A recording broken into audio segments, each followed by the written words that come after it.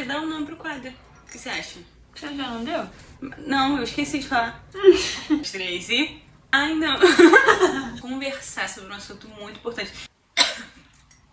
Gente, eu... Estamos conversando outro dia, eu e minha cunhada. Tanto eu quanto ela, quanto a grande parte da população, muito planeja e pouco executa. Eu tenho passado por um tempo de reflexão sobre esse assunto. Por quê? Eu sempre fui uma pessoa criativa. Sempre planejei muitas coisas, sempre consegui criar muitas coisas na minha cabeça. Mas pouquíssimas vezes eu executei. E isso sempre foi uma frustração pra mim. Mas principalmente na vida adulta. Porque na vida adulta a gente sempre tá se planejando a criar um novo negócio e ter uma fonte de renda, né? Certo, né, Clara? Com certeza. E aí, as coisas se tornam muito mais intensas. Tipo assim, eu não lembrava que eu cheguei nesse ponto. Eu não lembrava das vezes que eu vivi isso na minha infância. Porque possivelmente eram coisas assim, corriqueiras, coisas que eu desejava fazer durante a minha vida. Mas na vida adulta a gente fala sobre negócios. Então, a maior parte das coisas que eu crio são pensando em empresa, propósito, né? Monetizar. Então, por exemplo, alguns de vocês já devem ter visto outros vídeos meus nesse canal. Por diversas vezes eu planejei, pensei quantos quadros eu teria aqui e não executei. Inclusive tem um primeiro vídeo que tá aqui nesse canal, que eu não compartilho com vocês, que eu acho que foi em 2018. Aí quando eu fui postar o primeiro vídeo em 2020, eu percebi que eu tinha tentado em 2018 e parei. Estamos em 2024. Em 2024 eu continuo planejando e tentando executar isso aqui. Muito louco, né? E eu acredito que alguns de vocês em casa devem passar por isso também. Voltamos, pessoal. O que aconteceu agora? O meu telefone acabou a bateria, eu tava no meio do assunto e aí tivemos que voltar, não me lembro de onde é que eu saí, você lembra? Não. Eu lembro que você estava falando sobre a vida adulta, a gente planejar muito mais sobre negócios do que sobre qualquer outra coisa. E é frustrante que a gente não coloca esses negócios em prática. Verdade. Então, o que eu estava pensando? Por que eu não conseguia fazer isso, né? Você começou várias vezes com Várias o canal coisas. e não concluiu. Não concluí. Isso acontece não só com o canal, tipo, acontece com vários projetos que eu queria muito realizar e não consegui botar em prática. Há pouco tempo eu até perguntei pro Gabi se ele achava que eu tinha TDAH, sabia? Porque eu tenho essa dispersão assim às vezes. O que aconteceu? Comecei a pesquisar, decidi que em vez de eu tentar começar alguma coisa, eu ia começar a estudar sobre o fato de eu não conseguir colocar as coisas em prática. O que aconteceu? Eu comecei a achar que eu tinha TDAH. Aí eu me encontrei com um vídeo. O vídeo basicamente falava sobre uma teoria da psicologia que se chama Big Five. Você já ouviu falar sobre ela, Ana? Não. Eu queria ter a relação do que é. Será que a gente pode pesquisar? Pesquisa no seu. A gente volta daqui a pouco. A gente volta daqui a pouco. Basicamente, eu vou falar já a tradução, tá? Ocean seria abertura para experiência. Em inglês eu acho. Open. Deve ser. Abertura para experiência. C. Conscienciosidade. Extroversão. A. Agradabilidade. E N. Neuroticismo. Aí eu vou explicar cada um. Basicamente, a abertura para a experiência é quanto você está aberto para viver novas experiências. Só que essa teoria, ela é baseada na sua vida inteira. Tipo assim, basicamente, seu nível de cada uma dessas coisas, ela foi determinada desde que você nasceu. Tipo assim, você já tem uma porcentagem para cada uma dessas coisas. Predestinação. Desde que você é um neném. Tipo assim, você abriu os olhos, começou a olhar para tudo, é uma pessoa curiosa, tipo, ali já tá meio que pré-determinado o seu nível de abertura para viver novas experiências. A questão da sua conscienciosidade. O que era mesmo? Lembrei. O seu nível de consciência e de responsabilidade com a vida. Então, desde neném, isso já tá meio que pré-definido. Como que você pode ver isso numa criança? Na escola. É o principal lugar que você vai ver ela botando isso em prática. Por exemplo, quando chegava na escola e aí a professora falava, gente, vai ter prova tal dia. E aí você era a pessoa que agendava, né? Você colocava na sua agenda? Uhum. Pois é, eu não. Nunca coloquei na agenda. Eu era a pessoa que estudava no dia que ela falou. É exatamente isso que eu tava falando. A mulher falou assim, você vai ter aquela criança que a professora fala, gente, vai ter prova. E a criança corre, pega a agendinha dela, escreve o dia. E aí vai ter a criança que vai chegar lá na aula e vai falar assim, que prova, gente? No dia da prova, a criança vai falar assim, que prova, gente? E vai ficar desesperada, vai ficar nervosa porque ela não lembrou, porque ela não escutou aquilo. E eu era essa criança. Tipo assim, e tinha as meninas que estudavam desde o dia da prova e elas tiravam nota 10 sempre. Eu sempre tirei nota boa, mas porque, sei lá, eu tinha uma facilidade de aprendizado ou sorte, não sei. Mas eu comecei a entrar em crise. Quando eu vi esse assunto, eu comecei a chorar. O Gabriel entrou no quarto e eu falei assim, gente, que loucura. Porque eu tava pensando sobre a questão de executar. E aí eu percebi que desde criança eu vivo essa frustração. Porque eu sabia que eu tinha potencial, eu sempre achei que eu era uma pessoa inteligente, que eu era uma pessoa muito criativa, que eu absorvia muito rápido as informações, mas muitas vezes eu não conseguia ter uma boa performance porque eu não era uma pessoa responsável. Tipo assim, e a gente pode entender como que uma criança irresponsável, mas o que essa médica e psicóloga, não lembro exatamente o que ela estava explicando, que é tipo uma patologia, entendeu? Basicamente, essa criança que tem uma porcentagem que pode ser de 0 a 100, o nível dela de conscienciosidade, né? É assim que fala, isso. É um pouco mais baixo. Então, na hora de executar, de repente, ela vai ter muita dificuldade de botar isso em prática. Não que ela seja burra ou seja irresponsável, mas ela tem dificuldade em ter disciplina. E eu lembrei dos momentos que eu chegava e falava assim, cara, hoje é o dia do trabalho. E eu tinha que correr pra fazer o trabalho. E quando eu acabava de entregar o trabalho, às vezes estava bom, mas eu me culpava porque eu falava assim, cara, eu poderia ter ficado 100% melhor. Porque se eu tivesse feito no dia que a professora pediu, eu não tava passando por isso hoje. E isso era uma frustração, cara. Até chegar ao ensino médio, sabia? Tipo, eu lembrei das vezes que, por exemplo, eu vi os meus amigos saindo porque no meu ensino médio era técnico. Então tinham muitas oportunidades. E diversas vezes eu chegava, tipo, observava alguns amigos ganhando algumas oportunidades e eu ficava assim, os professores nem sabem que eu sou inteligente, por quê? Porque eu não consigo me organizar, ter projetos, tipo, com excelência, sabe? Desenvolvendo as coisas desde o zero, sendo que eu tenho capacidade, simplesmente porque eu não consigo me organizar. E isso era muito frustrante. E eu comecei a chorar. Chorei muito. Fantasmas do passado. Você já viveu isso não, né? Você sempre foi organizada. Não, sempre foi estudiosa. Mas não assim, tipo, não em relação aos estudos e tal. Uma outra questão que eu acho que pode entrar nisso daí é a timidez. E a timidez tem outra coisa. Porque muitas vezes as pessoas não me viam porque eu não tava ali pra me mostrar. Eu tava mais disposta a ser a pessoa que tá ali nos fundos, ou então pensando, idealizando o projeto, mas não realizando ele. Teve uma vez na escola que eu escrevi o roteiro de uma peça, montei o cenário junto com o pessoal, montei todas as falas. Tipo assim, foi o melhor projeto da feira que tinha. Tipo assim, os professores saíram chorando. De tão bom que era. E, tipo, eu sabia que foi você que tinha feito. Só que eu não participei, tipo, eu não estava à frente, sabe? Eu não fui nenhuma atriz, eu não fiz nada de... Parecia só que eu tava montando e desmontando junto com as outras pessoas. Só que o roteiro era um roteiro original. As falas, tipo, elas foram completamente pensadas, porque foi um talk show de figuras históricas. Então, tipo, tinha que bater com o que as pessoas eram, sabe?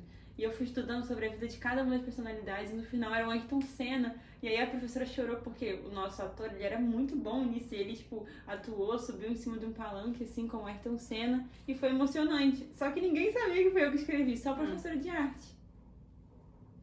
Foi frustrante. Foi? Porque ninguém me deu, tipo, créditos por um projeto que eu idealizei.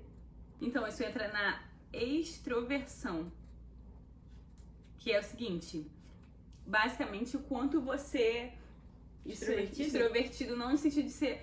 Mas o quanto você é aberto ao mundo. Inclusive, tem uma coisa que ela coloca na prática, que é o seguinte... Essas pessoas normalmente extrovertidas, elas podem ser niveladas também com o nível de energia que elas ganham. Então, por exemplo, a pessoa que está mais próxima ao 100, ela tende a ter características de ser mais energizada com a presença das pessoas. E as pessoas menos... elas precisam estar sozinhas, porque quanto mais gente ao redor, menos energia elas têm, entendeu? Exatamente. Mas, por exemplo, isso me fez mudar na faculdade. Ah, Quando eu tive que apresentar o primeiro trabalho na faculdade, aham. era tipo uma falação sobre coisas de comida, né? Aí eu fiquei com muita vergonha, só que eu pedi pra gente, minha equipe ser a última. E eu percebi que tava todo mundo com vergonha. E depois que todo mundo tinha apresentado, eu não tava mais com vergonha. Aham. Aí eu falei, palestrinha, né? Que eu É, e essas coisas podem mudar. Tipo, o que mudou com você na faculdade, sou. Mudou. ela falou que ao longo da vida você pode mudar essa nivelação de acordo com os aprendizados da vida, mas a tendência é que você siga esse lugar, tipo assim, de ser uma pessoa mais solitária. Tipo assim, você prefere estar sozinho, isso não é ruim. Tipo assim, é a sua característica. Porque tanto os extremos, ambos os extremos, eles sempre são importantes na sociedade. Aí, por exemplo, a agradabilidade é o quanto você se disponibiliza ao outro, quanto você tem empatia pelo outro, ou quanto você se reserva, você tem mais necessidade da aprovação do outro, entendeu? Normalmente são as pessoas que são mais pacatas, assim, no sentido de confrontos, essas coisas. E existe o outro lado, que é a pessoa que não tá nem aí, tipo, chega na escola, a professora falou pra todo mundo ficar em silêncio. A pessoa que tá num nível mais agradabilidade, ela fala, gente, a professora, não sei o quê. E o outro lado não tá nem aí, vai continuar falando. Porque ele não tem o senso de empatia que a professora tá tentando falar, entendeu?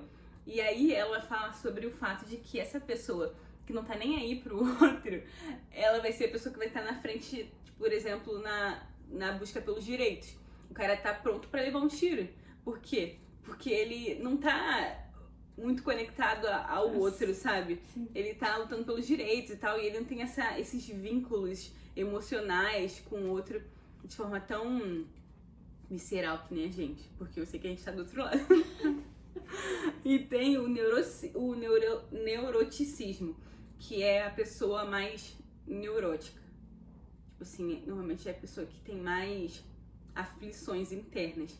Por exemplo, ela consegue ter mais preocupações do que o outro extremo. Então, vai ser a criança que ela tem sempre muito medo de tudo. Ela normalmente já tem a tendência de imaginar sempre o pior, sabe? Vergonha e tudo mais. Isso, exatamente. E isso é importante por um lado porque ela tem mais senso de autopreservação do que a outra, né?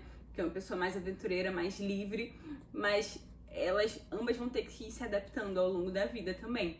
Por exemplo, o cara que tava no podcast falava que ele imaginava tudo, tipo, ele conseguia imaginar ele caindo da bicicleta, ele tinha medo de água, de aranha, de tudo. Não, isso eu não tive. Eu tinha medo de água. É. Mas eu acho que a minha vida foi mais assim, fases. Na Uhum. primeira infância eu era muito extrovertida. Uhum. Tipo assim, eu falava com todo mundo, eu ia pra casa de qualquer pessoa, eu falava com as pessoas. Meus pais tinham uma igreja, né? Então eu falava com todo mundo na igreja. Todo mundo me conhecia e meu irmão calado na dele. Eu ia na casa das pessoas, comia a comida das pessoas, eu abria a geladeira das pessoas, enfim, uma vergonha. Mas eu era muito assim. Aí depois, na segunda infância, tipo, que foi dos 9 até os, sei lá, 13, não sei, ou dos 8 aos 13, eu já percebi que eu fiquei um pouco mais retraída. Tipo, talvez porque eu tinha vergonha da criança que eu fui, sabe? Entendi. Que eu associava ser muito expansiva a ser infantil. Será Aí que eu não é porque queria. o seu nível de agradabilidade aumentou, não? Não sei. Só sei que eu fui diminuir essa questão de ser super expansiva com uma Aham. criança que eu fui muito expansiva. Aí eu fiquei um pouco mais retraída, mais tímida. Entendi. Mas, por exemplo, eu não sou tímida. Hoje em dia eu não sou tímida pra falar em público. Uhum. Falo com tranquilidade. Mas eu sou muito tímida, por exemplo, pra me apresentar pras pessoas. Eu posso Mas você brigar fica tímida no tipo da borboleta, dor no estômago, essas coisas? Fico tímida de me dar dor de cabeça. Vontade de sair correndo. E se eu estiver falando em público pra uma plateia, eu não fico tão tímida. Porque eu sinto que lá na frente, ninguém se importa muito. Aham. Mas quando você tá... Você e a pessoa, parece que a pessoa se importa mais com o que você é, entendeu? Entendi. E sei lá, isso é uma paranoia da minha cabeça, gente. Que Desculpa. loucura. Então, mas... Obrigada por esse comentário. Não, mas é o seguinte, a gente falou, né, abordou isso e é muito interessante. Mas vamos voltar ao foco assunto. original.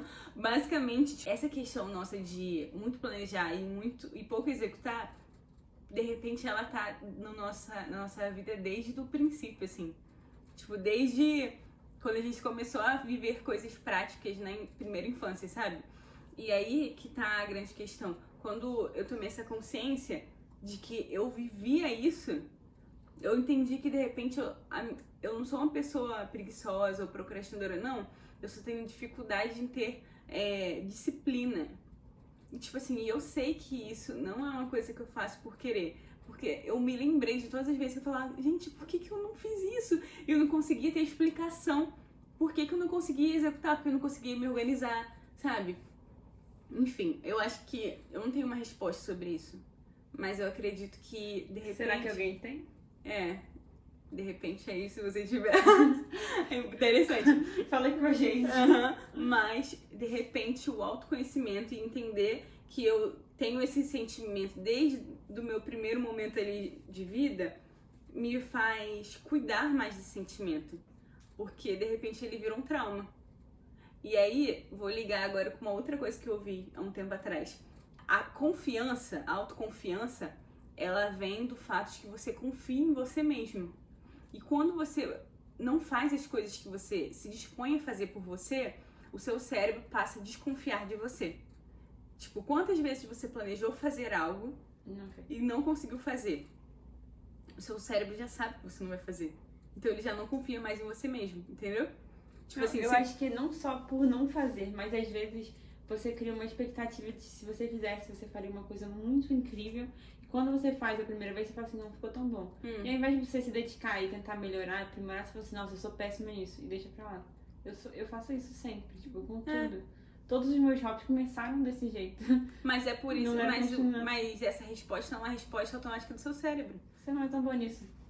Porque ele se acostumou a se responder assim. Porque, basicamente, se uma pessoa tá sempre chegando atrasada, você não vai esperar que ela chegue atrasada?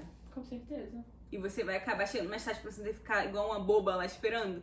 É o que acontece com a nossa mente. Tipo assim, é uma maneira, tipo, dela se autodefender. Ela já sabe que você não vai fazer aquilo, ela não vai se dispor a fazer, a sair do conforto, né, pra poder realizar. Mas, em compensação, ela falou o seguinte, se você fizer pequenas coisas que você se orgulhe, se compense por ter realizado, o seu cérebro vai começar a absorver que em alguns momentos você conseguiu dar conta e de repente você pode se tornar uma pessoa confiável. E aí quando o seu cérebro começa a acreditar que você pode fazer, começa a vir uma autoconfiança de que você é capaz de fazer. Eu acho que faz sentido. Entendeu? Então, basicamente, esse vídeo aqui não é pra te dar resposta. Mas, de repente, você pode pegar tudo isso aqui que eu tô falando e começar a ter um entendimento, coisas que você pode colocar em prática, sabe? Pequenas coisas que você pode mudar na sua vida pra você começar a sentir o gostinho do que é a realização disso. Começar a ter mais disciplina, porque às vezes o problema é a disciplina. E assim você começar a realizar aquilo que você planejou. Porque o fato da gente não realizar tem sabotado a gente em autoconfiança, traumas. Então é sempre bom lembrar que o feito é melhor do que o perfeito. É, isso aí. Por mais que doa você ouvir que seu trabalho não tá perfeito, só de você fazer alguma coisa já é alguma coisa. Isso. Quantas pessoas anotaram ideias incríveis em guardanapos e não colocaram em prática? E só realizou quem praticou, né? Vale mais uma ação feita do que uma ideia não executada. E é isso. Show de bola. Vamos ver se a gente coloca pra frente as coisas que a gente planeja, gente. E vamos conversar mais sobre isso nos comentários, porque eu não tenho resposta ainda, mas ainda tô vivendo esse processo, só queria compartilhar com vocês. Um beijo. Manda beijo pra eles, Ana Clara. Um beijo, pessoal. Tchau. Tchau.